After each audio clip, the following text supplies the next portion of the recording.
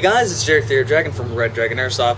Got another chrono today. This one's of a very cool gun. This is of the Magpull MOE PTS. Now, what makes this one stand out over other M4 variants is the fact that externally this is 100% made by Magpull themselves, which is a very big plus. And internally, they went to one of the best airsoft manufacturers, G&P. So internally, this is 100% G&P, including their M120 motor, so we're expecting a very high rate of fire. But that's why we're going to be chronoing it. We don't know until we do it, and let's go ahead and do it just because I have high expectations for this thing. So if you want to buy this gun, there's a link right below me in the video information to RDA's website where you can buy it. There's also a link right below me to RDA's forum where you can talk about this video or any other video I've ever made, ask questions, or just talk to the community as a whole. And one more thing to note, it comes with this P magazine. It's a 130 round P magazine that has trademarks all over it. However, it's not enough rounds for a chrono that I need to do with a gun that should have a pretty high rate of fire, so let's go ahead and pull out, this is a KWA M4 magazine. It works with it, looks a little bit weird, but hey, it works and it's going to do its job. So with that said, let's see what this gun's shooting at. Alright, so feet per second first. I'm using, oh also I forgot to mention I'm using a 9.6 volt mini type and 0.2 gram BBs. So, feet per second. 325, 316, 319, 319, 323, 317, 318. Alright, so it seems to be shooting a little bit softer than other G&P rifles do. This one seems to be shooting about 320 feet per second. Now, the reason they actually did this, and I can tell you why, the reason is because this is the shorter M4 variant. So if you wanted to take this into CQB, they made it so you could take it into CQB, and that's the reason it shoots a little bit lower. Actually, it's a good thing. So 320 is about perfect for CQB. You won't need anything more. And if G&P's hop units remain true, this will be just as accurate as all their other stuff to be able to go to woodland. So 320 feet per second is rather deserving for a shorter variant of an M4. This one's actually pretty small. So let's go rounds per minute now, and rounds per minute, and this would also mean that the rate of fire should be a little bit higher. So let's go ahead and see.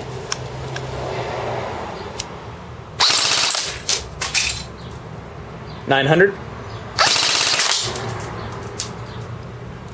900, 930,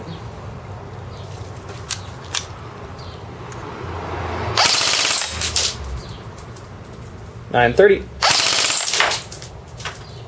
920, 930. Okay, so it seems very, very consistent around 900 to 950 rounds a minute. So it's not shooting anything ridiculous like 1,200 rounds a minute than a 9.6. However, I can say it's definitely shooting, feeling really good when I shoot it. I don't know if you guys can hear it, but the quality in this is actually really nice. It's shimmed very well, it flows very smoothly. When you're shooting it, it has... The closest thing I can describe it to is if anyone shot the G&G UMP, the loud metal thunk it makes when it shoots. It's basically, it kind of feels like that, except for even a lot higher quality too. So, I'm pretty impressed with the way it feels when it's shooting it. Rate of fire, about 930. It's not way above average, but it's definitely pretty dang respectable. It's not anything you want to be standing on the other end of. So 320 feet per second, 930 rounds a minute. Alright, so now it's time to shoot a can, so semi-automatic. Alright, full auto.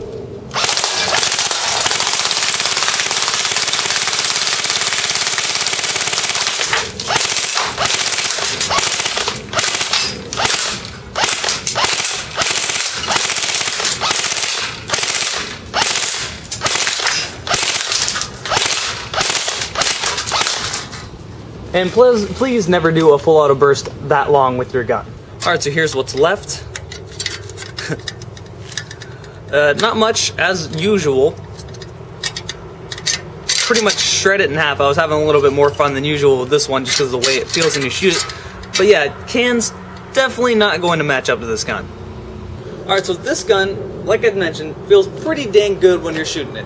It's shooting about 320 feet per second, and it's shooting about 930, 950 rounds a minute. Now, like I mentioned, they did this because it's a shorter M4 variant. you want to be able to take it into CQB. As you can see, this is a pretty small M4. You can take it into CQB all you want. And on top of that, this is also, again, like I said, externally made by Magpull. This was made with training in mind. So I'm guessing the rate of fire, they wanted it to be a lot closer to the actual M4 in terms of rate of fire. So they didn't want it shooting at ridiculous rounds per minute. Which, if you're into Milslim, you're probably going to be happy with hearing that. Because I do know, and I do actually hear quite a lot of people saying, that's ridiculous, why do you need 1,200 rounds a minute? That's just completely stupid. Now, personally myself, I like having a high rate of fire. For some reason, there's just something fun about having a ridiculous rate of fire that could never be possible in a real M4. But I know a lot of people like extreme realism. This is one you're going to want.